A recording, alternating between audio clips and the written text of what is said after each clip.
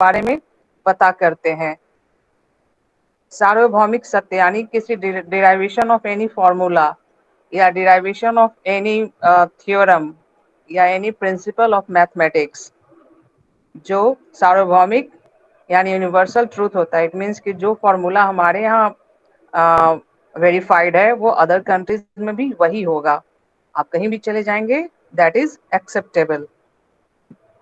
ठीक है बच्चों, इस विधि में सबसे पहले तो ये किया जाता है कि जब भी कोई समस्या बच्चों के सामने प्रस्तुत की जाती है, गणितीय समस्या, तो उस पर ये देखा जाता है कि बच्चे का पूर्व ज्ञान कैसा है, उसकी थिंकिंग एबिलिटी कैसी है, उसकी तार्किक शक्ति कैसी है, बच्चे का इंसाइट कैसा है। इट मीन्स कि बच्चे का पूर्व असेसमेंट करके सबसे पहले हम जानेंगे कि बच्चे इस विधि को कर भी पाएंगे कि नहीं कर पाएंगे। तो इससे ये ज्ञात होता है कि विधि स्लो लर्नर और जो बच्चे गणित में बिल्कुल ही अचीवमेंट जिनका बहुत लो होता है, उनको इस विधि से पढ़ाने में दिक्कत होती है या समस्या होती है। ठीक है, तो इसमें सबसे पहले क्या देखा जाता है कि अगर जैसे कोई भी फॉर्मूला हो या कोई भी प्रिंसिपल हो, उसको कैसे डिराइव करना है, कैसे उसका खोज करना है। इसमें हमारा डिस्कवरी एटीट्यूड भी मायने रखेगा। बच्चे के अंदर इंक्वायरी की क्षमता होनी चाहिए, सोचने की क्षमता होनी चाहिए। कुछ भी प्रस्तुत किया जा रहा है उससे संबंधित वो प्रश्न आपके सामने पूछे, दिखाए। ठीक है, तो जब भी हम किसी फैक्ट को बार बार दर्शाएंगे और उस फैक्ट से संबंधित कई सारे एग्जाम्पल्स बच्चे के सामने प्रस्तुत करेंगे और दिखाया जाएगा कि इस सिचुएशन में भी अगर जैसे किसी को तैरना नहीं आता है तो चाहे वो कुएं में जाए तो भी डूबेगा, तालाब में उसको फेंका जाए जिसमें पानी होगा वहां भी डूब जाएंगे, नदी में, समुद्र में, जिसको तैरना नहीं आता है वो हर जगह डूबेगा। तो ये एक यूनिवर्सल ट्रूथ हो गया कि इस व्यक्ति को तैरना नहीं आता है, वो डूब सकता है पानी में। तो बार बार उस चीज को दिखाया गया। उसी प्रकार से गणित में क्या होता है, जब किसी भी फॉर्मूला को डिराइव करते हैं तो उसके कई सारे एग्जाम्पल्स, उसके कई सारे फैक्ट्स बच्चों के सामने प्रस्तुत किया जाता है और उस चीज को वो प्रैक्टिस करके फिर वेरीफाई करते हैं और एक कंक्लूजन पर पहुंचते हैं कि हाँ, इस तरीके से इस फॉर्मूला का डिराइवेशन हुआ होगा या होता है। ठीक है, तो इसमें हम लोग जनरलाइजेशन यानी सामान्यीकरण की ओर बढ़ते हैं, विशिष्ट से सामान्यीकरण की ओर, specific to general. First maxim इसका हो गया विशिष्ट से सामान्यीकरण की ओर। ठीक है बच्चों, और इस विधि के द्वारा हम कई तरह के सूत्र का निर्माण करते हैं by giving adequate number of concrete examples. कई तरह के एग्जाम्पल्स दे करके, उदाहरण प्रस्तुत करके सूत्र का निर्माण किया जाता है। ठीक, इस विधि में हम नोन से अननोन की ओर जाते हैं। हमें जो चीज पता होता है उसका इस्तेमाल करते हुए जो अननोन है उसकी तरफ मूव करते हैं। ठीक है, अगर सिंपल सा एक फॉर्मूला होता है a+b का whole square is equal to a² plus 2ab plus b², ये फॉर्मूला कभी ना कभी तो बनाया गया होगा ना। तो इसका डिराइवेशन कैसे किया होगा? जैसे कोई भी नंबर है, दो ए बी की जगह XY हो या PQ हो या RS हो या P जैसे LM हो, तो L प्लस M का whole square. It means whole square का अर्थ होता है उस टर्म को दो बार गुना करना, यानी L plus M into L plus M। तो गुना करके हम देखेंगे कि L² आ रहा है प्लस LM, फिर LM प्लस M²। तो फिर हम L² प्लस 2LM और M² कर रहे हैं। फिर हम XY को मान करके देखते हैं, x प्लस वाई का होल स्क्वायर। इसमें भी हम करेंगे x plus Y into X plus Y. इसको भी गुना करेंगे तो देखेंगे x² आ रहा है प्लस XY आ रहा है, फिर प्लस XY आ रहा है, फिर प्लस y² आ रहा है। और जो फॉर्मूला सभी में जो कॉमन आ रहा है, यानी जो भी टर्म या डिजिट या कोई भी अल्फाबेट दिया गया है उसका पहला का होल स्क्वायर प्लस 2 इंटू दोनों टर्म प्लस दूसरा जो नंबर है उसका होल स्क्वायर। तो हम एक फॉर्मूले पे पहुंच गए कि a प्लस बी का whole square is equal to A square plus 2ab plus B square. It means कि जब कभी भी a प्लस बी का होल स्क्वायर किया जाएगा तो उसका फॉर्मूला यही होगा। तो इसमें हम लोग स्पेसिफिक से जनरलाइजेशन की तरफ गए ना। विशिष्ट था अभी हमारे पास सिर्फ a प्लस बी था या एक्स वाई था या पी क्यू आर एम, जो भी अल्फाबेट हम लोगों ने लिया। लेकिन अब ये जनरलाइज कर चुके हैं कि जब भी किसी दो टर्म को जो एडिशन के फॉर्म में हो उसका स्क्वायर किया जाएगा तो उसका सूत्र यही निकलेगा।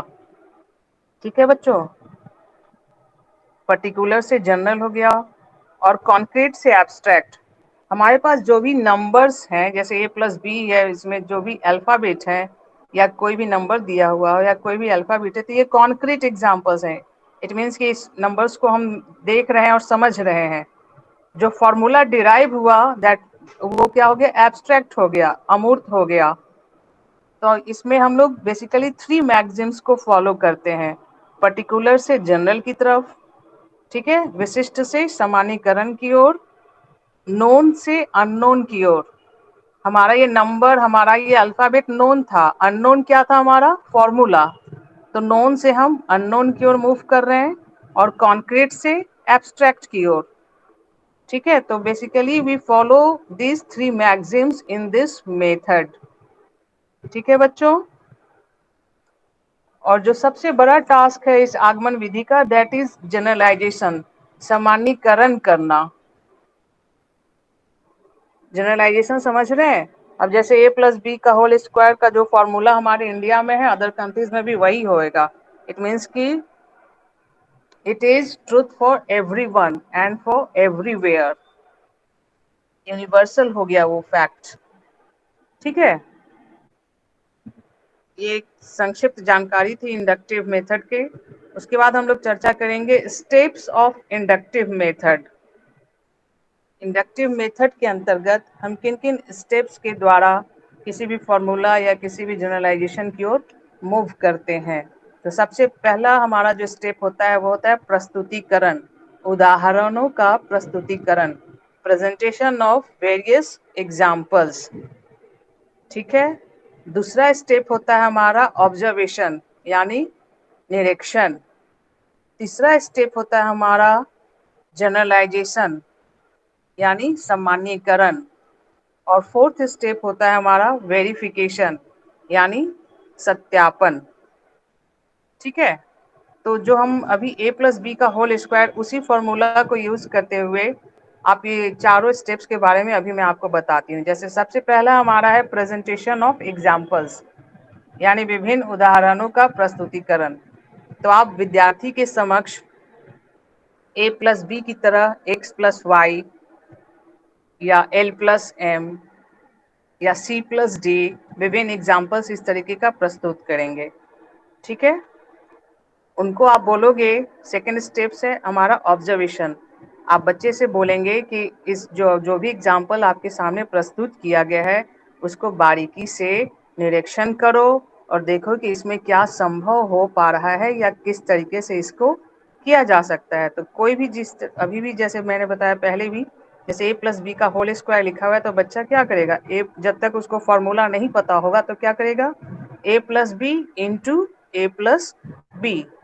फिर वो एक एक अल्फाबेट से एक को गुना करता चला जाएगा। तो पहले ए से दूसरे ए को गुना करेगा तो ए स्क्वायर हो जाएगा, फिर ए से दूसरे बी को गुना करेगा तो ए बी हो जाएगा, प्लस फिर बी से बी को गुना करेगा तो बी स्क्वायर हो जाएगा।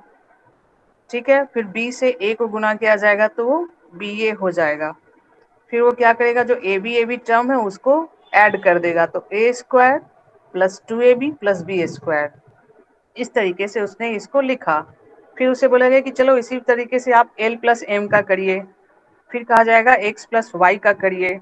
तो विभिन्न एग्जाम्पल्स को वो सॉल्व करेगा और फिर देखिएगा कि सबका करने के बाद जो कॉमन तरीका है इस तरीके से फॉर्म होके आ रहा है।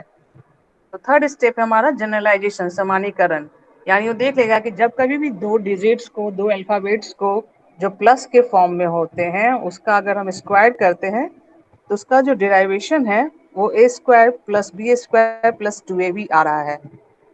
ठीक है, तो लास्ट में हमारा हो जाता है सत्यापन, उसको वेरीफाई कर दिया जाता है कि हाँ ये जो बेसिक इस तरीके का जो फॉर्मूला है, इसका हमेशा डेरिवेशन यही आएगा। ठीक है बच्चों, कौन कौन से मेथड्स हैं इंडक्टिव मेथड में? प्रेजेंटेशन, ऑब्जर्वेशन, जनरलाइजेशन, वेरिफिकेशन, प्रस्तुतिकरण, निरीक्षण, सामान्यीकरण एवं सत्यापन।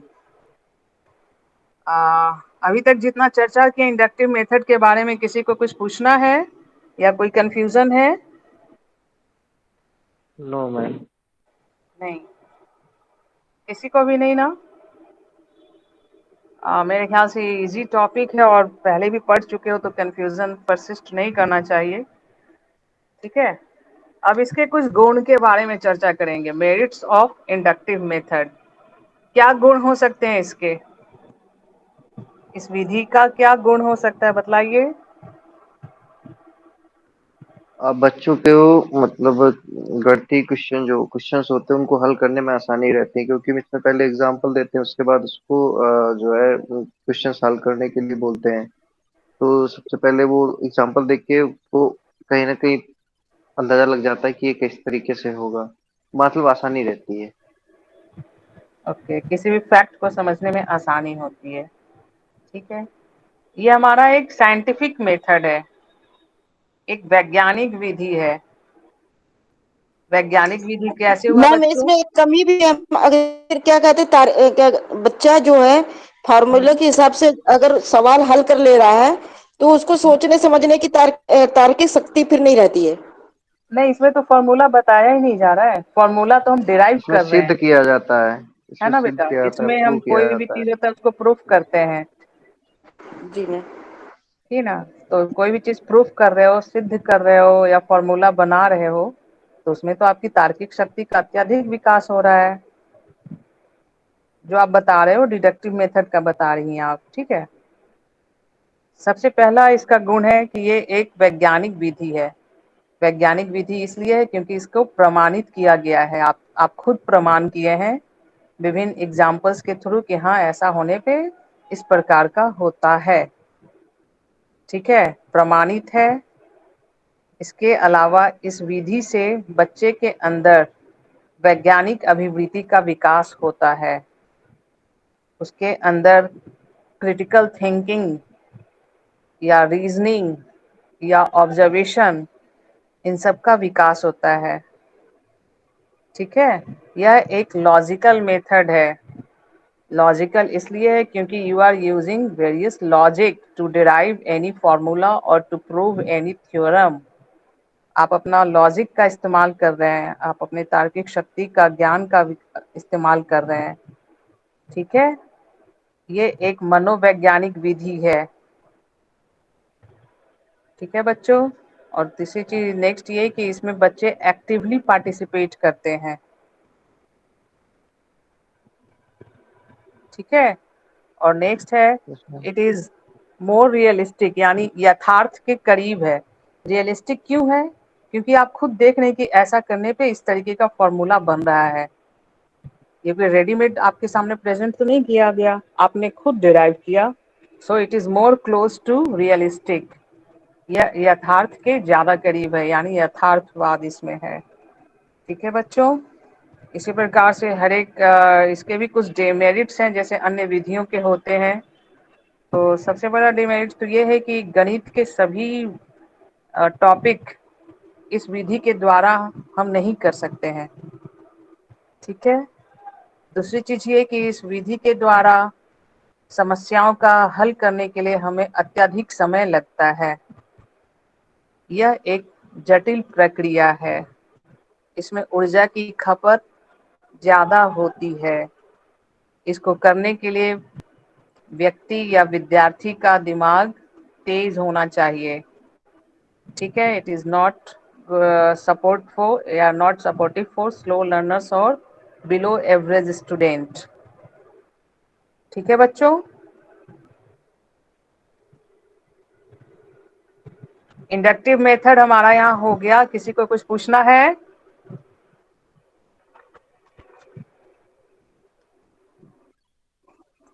नहीं, शिवम तुम्हारा अभी बैटरी ऑन है। हाँ,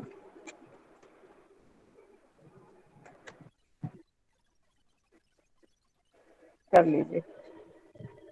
फिर आपका है डिडक्टिव विधि। आगमन का जस्ट उल्टा है ये। डिडक्टिव मतलब निगमन। पहले हमने पढ़ा इंडक्टिव मेथड, अब हम पढ़ रहे हैं डिडक्टिव मेथड यानी निगमन विधि। निगमन विधि में अगर सिंपल तरीके से आपको समझना है तो आपको आपके समक्ष फॉर्मूला प्रस्तुत किया कर दिया जाता है और उस फॉर्मूले पे आप अपने क्वेश्चंस हल करते चले जाते हैं। ठीक है, ये बहुत हद तक सिमिलर है आपके सिंथेटिक जो आप कल चर्चा कर रहे थे उस विधि से। इस विधि में हमें ट्रुथ पता होता है, बस उस फैक्ट में या उस फॉर्मूला में हमें नंबर्स फीड करने होते हैं और आंसर सॉल्व करते चले जाना होता है। ठीक है, इसमें हम लोग बेसिकली 3 मैक्सिम्स को फॉलो करते हैं। इसमें पहला मैक्सिम है आपका जनरल से पर्टिकुलर। इंडक्टिव मेथड में हम लोग पर्टिकुलर से जनरल की ओर जा रहे थे, इसमें हम सामान्य से विशिष्ट की ओर जा रहे हैं। सामान्य से विशिष्ट ऐसा इसलिए क्योंकि सामान्य का अर्थ है यहाँ पे जो फॉर्मूला है दैट इज जनरल यानी एप्लीकेबल फॉर एवरीवेयर। एक पर्टिकुलर फॉर्मूला आपको दे दिया गया और उस फॉर्मूले पे आप अपना क्वेश्चन सॉल्व करके एक पर्टिकुलर आंसर निकाल रहे हो, इसलिए इसका मैक्सिम हो रहा है जनरल टू पर्टिकुलर। ठीक है, दूसरा इसका मैक्सिम है एब्स्ट्रैक्ट टू कॉन्क्रीट। जो भी फॉर्मूलाज वगैरह होते हैं वो बेसिकली एब्स्ट्रैक्ट फॉर्म, एब्स्ट्रैक्ट अमूर्त होता है। ठीक है, तो उसमें हम जो आंसर डाल करके सॉरी जो हमारा डेटा रहता है उसको फीड करके हम फिर आंसर जो लाते हैं तो वो हमारा कॉन्क्रीट फॉर्म में होता है। ठीक है बच्चों, समझ रहे हो सब लोग? Yes ma'am. Yes ma'am. इतना तो क्लियर है कि इसके आप इस विधि में आपको प्री एस्टेब्लिश्ड रूल या फॉर्मूला होता है। यस एक मैम। ऐसा रूल और एक ऐसा फॉर्मूला जो ऑलरेडी बना हुआ है और आपको उस रूल में या उस फॉर्मूले में आपको डिजिट्स फीड करना होता है और आंसर्स को निकालना होता है। ठीक है, इस विधि में जो मेन टास्क होता है वो हमारा है कैलकुलेशन। ठीक है बच्चों, इन this method the main task is calculation. How will you calculate your questions after feeding in any formula? ठीक है, इसके भी इंडक्टिव मेथड की तरह इसके भी कुछ स्टेप्स होते हैं, जिसमें सबसे पहला स्टेप्स इसमें भी है आपका प्रेजेंटेशन यानी प्रस्तुतिकरण। प्रस्तुतिकरण में बेसिकली टीचर आपको ये बताते हैं कि एक फॉर्मूला आपको दिखाते हैं और बताते हैं कि इस फॉर्मूला पे हमें कैसे क्वेश्चन को सॉल्व करना है। ठीक है बच्चों, दूसरा आपका स्टेप है एप्लीकेशन ऑफ द फॉर्मूला यानी जो भी सूत्र दिया गया है उसका अनुप्रयोग, सूत्र का अनुप्रयोग। आप सूत्र के में जो भी आपका क्वेश्चन होता है उसको फिट करके आप उसका आंसर निकालते हैं। तीसरा स्टेप है इसमें इन्फेरेंस यानी अनुमान,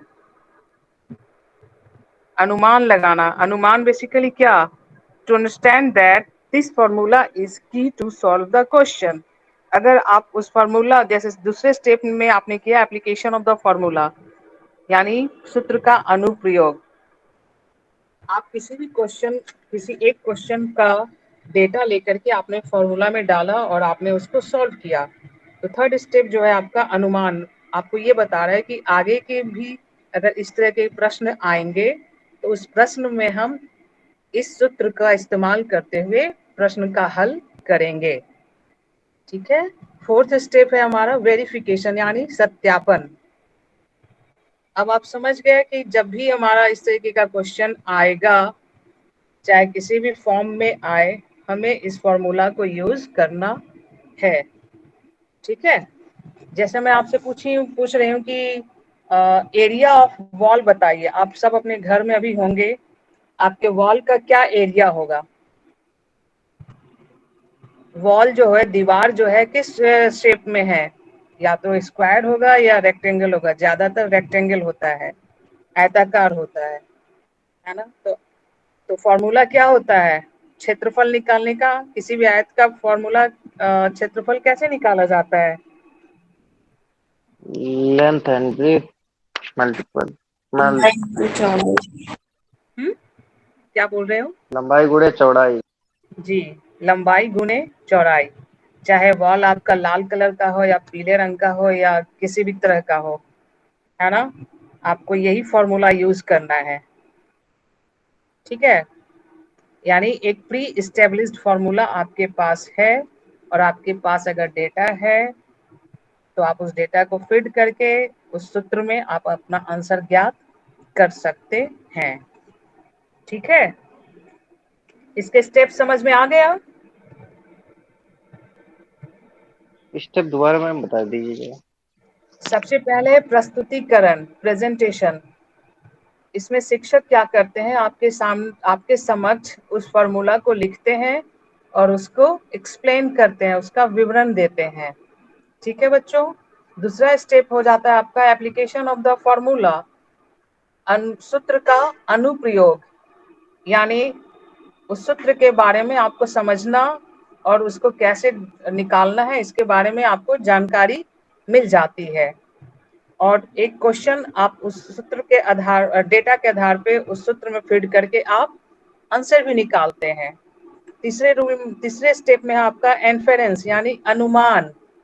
अब आपको ये अनुमान हो जाता है कि इस सूत्र का इस्तेमाल करते हुए हम इस तरह के क्वेश्चन का हल कर सकते हैं, ठीक है? एक अनुमान आपने लगा लिया। फोर्थ में होता है कि वेरिफिकेशन, यानी सत्यापन। अब आपने सत्यापित कर दिया कि जब कभी भी इस तरह का क्वेश्चन होगा और उसमें ये डेटा दिया जाएगा तो हमेशा इस फॉर्मूला का ही इस्तेमाल किया जाएगा। जैसे अब आपको पता है कि आपके सामने दीवार है तो दीवार का एरिया कैसे निकालना है, यू नो द फॉर्मूला। अब आपने सत्यापित कर दिया है ना, आप सत्यापन वाले स्टेज में हैं, आप जो विद्यार्थी हैं, तो आप उस डेटा को यूज करते हुए उस फॉर्मूला में आप उसका आंसर फाइंड आउट कर सकते हो। क्लियर है? Yes ma'am. अब इसके भी कुछ मेरिट्स और डीमेरिट्स हैं। सबसे पहले मेरिट्स के बारे में हम लोग चर्चा करेंगे। डिडक्टिव मेथड का क्या मेरिट हो सकता है, बतलाइए, कोशिश करिए। ये सामान्य आईक्यू वाले बच्चों के लिए भी होता है, जबकि जो इंडक्टिव होता है उसमें जो है एक औसत दर्जे, मतलब औसत से कम वाले के लिए ये डिडक्टिव मेथड जो हो जाता है, और औसत आईक्यू वाले नहीं, बच्चों के लिए डिडक्टिव इंडक्टिव मेथड होता इज है। एप्लीकेबल फॉर ऑल, ऐसा नहीं कि खाली औसत से नीचे वालों के लिए, सभी को सूट नहीं, करता है। हाँ, सभी का कहने का ये अर्थ नहीं हो जाएगा कि जो प्रोफाउंड मल्टीपल ये मेंटल रिटार्डेटेड है उनको भी करेगा, मैं है ना? मतलब वही कह रहा हूँ कि जो एक बिलो एवरेज है उनके लिए इसमें प्रॉब्लम रहती है। मेरिट्स बता रहे हो आप? नहीं, मतलब उसमें जो इंडक्टिव था उसमें बिलो एवरेज के जितने भी आईक्यू वाले बच्चे होते हैं उनको प्रॉब्लम रहती है, जबकि इसमें क्या है, हम्म उनको फार्मूला पता है, फार्मूले में हम्म वो डेटा फीड करते हुए चले जाते हैं, उनको मतलब हम्म इसमें करने में आसानी होती है बिलो एवरेज वाले। हम्म, ठीक है। और कोई? ये छोटी क्लासेस के लिए मैम सही रहता है मेथड। नहीं भाई, छोटे, क्यों कभी मैम? तुमने क्लास 1 2 में कोई फॉर्मूला लर्न किया है मैथ्स में, बताओ?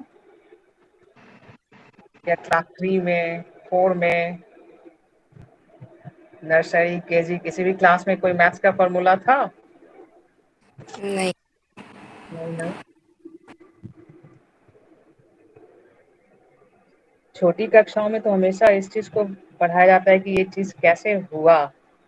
अब आप जैसे छोटे ही बच्चों को आप 1 का स्क्वायर पढ़ा दोगे, अगर क्लास नर्सरी और केजी का बच्चा है, हम तो उसे 1 into 1 करके पढ़ाएंगे, है ना? यस देखिए, मैम। सबसे पहले इसका जो मेरिट है दैट इज कि ये शॉर्ट, काफी छोटा है भी। शॉर्ट मतलब आपके पास फॉर्मूला है, आपके पास डेटा है, तुरंत फीड करिए और आंसर निकालिए। और इंडक्टिव मेथड में था कि हमें हर चीज डिराइव करना होता है, तो ये शॉर्ट है, टाइम मैम इसमें सेविंग है। समय भी कम लगता है। वेरी गुड, हाँ, इसमें टाइम सेविंग है, इसमें समय कम लगेगा, यस आपकी मैम। ऊर्जा की खपत कम होगी, ये आपके छात्रों मेमोरी में को रुचि बढ़ावा देता है। हाँ, बताइए। जी, गणित के प्रति इसमें मतलब एक इंटरेस्ट रहता है। वो जो इंडक्टिव मेथड होता है वो लेंदी होता है, उसमें दिमाग ज्यादा लगता है।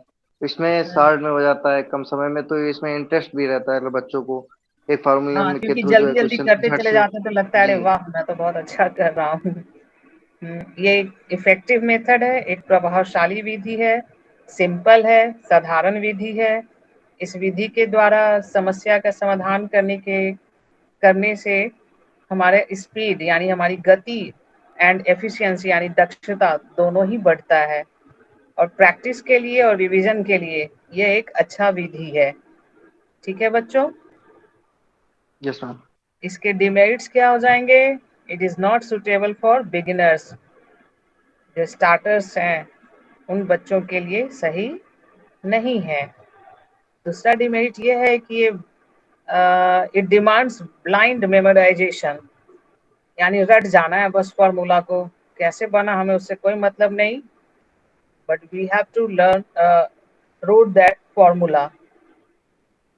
इसमें थर्ड डिमेरिट ये है कि मेमोरीज का इसमें बहुत बड़ा रोल होता है। अगर किसी की याददाश्त कमजोर हो तो उसके लिए ये मेथड ज़्यादा सूट नहीं करेगा, क्योंकि बहुत बहुत ही प्रकार के फॉर्मूले होते हैं 9th 10th और फर्दर आगे की क्लासेस में। अगर फॉर्मूला नहीं याद होता है और नहीं पता होता है तो इजी क्वेश्चन भी हम नहीं सॉल्व कर पाते हैं। ठीक है बच्चों, यानी मेमोरी का अच्छा खासा रोल है इसमें। और नेक्स्ट डिमेरिट ये है कि हमें ये रटने पे प्रोत्साहित करता है, क्रैमिंग पे। ठीक है, ये हमारी critical thinking, reasoning ability, discovery attitude in सब का विकास नहीं करता है। ठीक है, ये जस्ट एक मशीन की तरह होता है। आपके पास फॉर्मूला है, आप फिट करते जाइए और प्रोडक्शन लेते जाइए। कैसे हो रहा है, क्यों हो रहा है, इसमें उसका कोई मेजर रोल नहीं है। ठीक है, ठीक है मैम। तभी हम लोगों ने इंडक्टिव और डिडक्टिव मेथड के बारे में चर्चा किया, संक्षिप्त एक तरीके से चर्चा किए हैं। इन दोनों विधियों